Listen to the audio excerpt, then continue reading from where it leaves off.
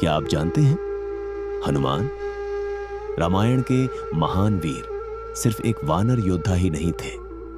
वे एक दिव्य अवतार थे जिनका जन्म एक ऐसे उद्देश्य से हुआ था जो संसार की किस्मत बदलने वाला था। आज चलिए लौटते हैं उस समय में जब हवा अपने साथ एक आशीर्वाद लाई और पवन पुत्र हनुमान का जन्म हुआ। बहुत समय पहले, हनुमान जी के जन्म से पहले, स्वर्गलोक में इंद्रदेव की सभा में एक अत्यंत सुंदर अप्सरा रहती थी। उसका नाम था पुंजिकस्थला। वह अपनी मोहक सुंदरता और चंचल स्वभाव के लिए जानी जाती थी। लेकिन एक दिन खेल खेल में उसने एक महान ऋषि के गहन ध्यान को भंग कर दिया। क्रोधित हो उठे और बोले, तुम्हें शाप देता हूं। तुम्हारा जन्म पृथ्वी पर वानरी रूप में होगा, एक वानर मुख वाली प्राणी के रूप में। पुंजिकस्थला घुटनों के बल गिर पड़ी और दया की भीख मांगने लगी। ऋषि का हृदय कुछ पिघला और उन्होंने कहा, जब तुम्हारे गर्भ से एक ऐसा पुत्र जन्म लेगा जो स्वयं परमेश्वर की सेवा करेगा, तभी तुम्हारा शाप समाप्त होगा। यही कारण था कि पुंजिकस्थला का जन्म पृथ्वी पर अंजना के रूप में हुआ। पृथ्वी पर अंजना का विवाह एक पराक्रमी वानर प्रमुख केसरी से हुआ। केसरी अपनी वीरता, साहस और धर्मनिष्ठा के लिए प्रसिद्ध थे।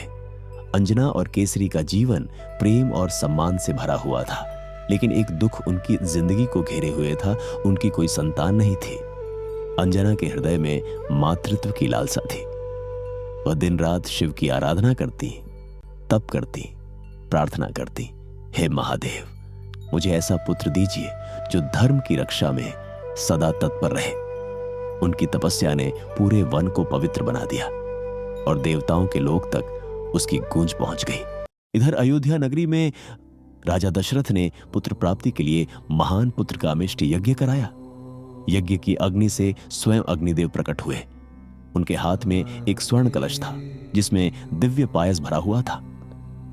अग्निदेव ने कहा, हे महाराज, इस पायस को अपनी रानियों को खिलाइए, आपको पुत्र रत्न प्राप्त होंगे।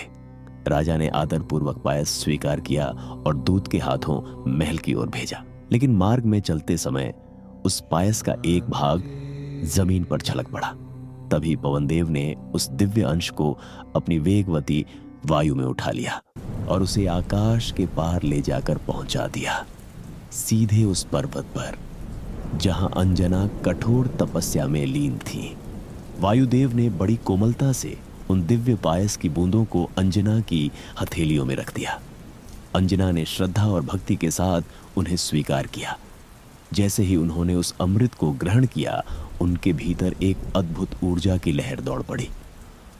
उसी क्षण वह वरदान से धन्य हो गई और उनके गर्भ में प्रतिष्ठित हुआ एक दिव्य बीज, पवन पुत्र हनुमान, वायुदेव का पुत्र, धर्म और भक्ति के युग का अवतार।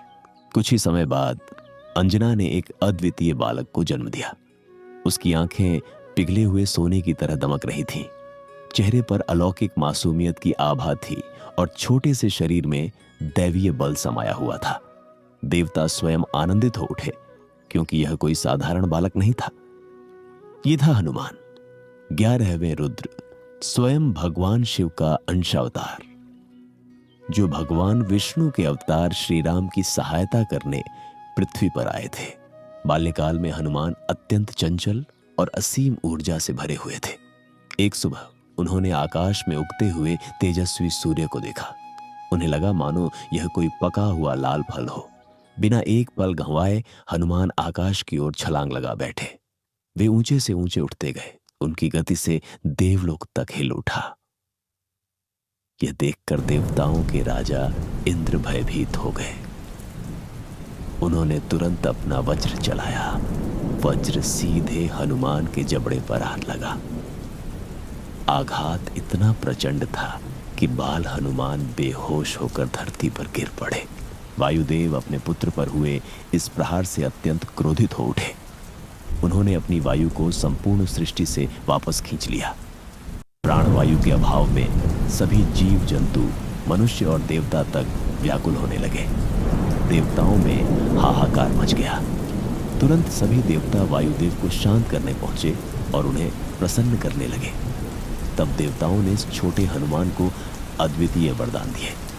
ब्रह्मा जी ने उन्हें अमृतत्व का आशीर्वाद दिया, विष्णु जी ने उन्हें अद्वितीय बल और पराक्रम प्रदान किया, अग्निदेव ने उन्हें अग्नि से अजेय बना दिया, वरुण देव ने उन्हें जल से सुरक्षित कर दिया और स्वयं इंद्र ने, जिन्होंने वज्र से उन्हें चोट पहुंचाई थी, यह वरदान दिया कि अब उनका वज्र भी हनुमान को कभी क्षति नहीं पहुंचा सकेगा।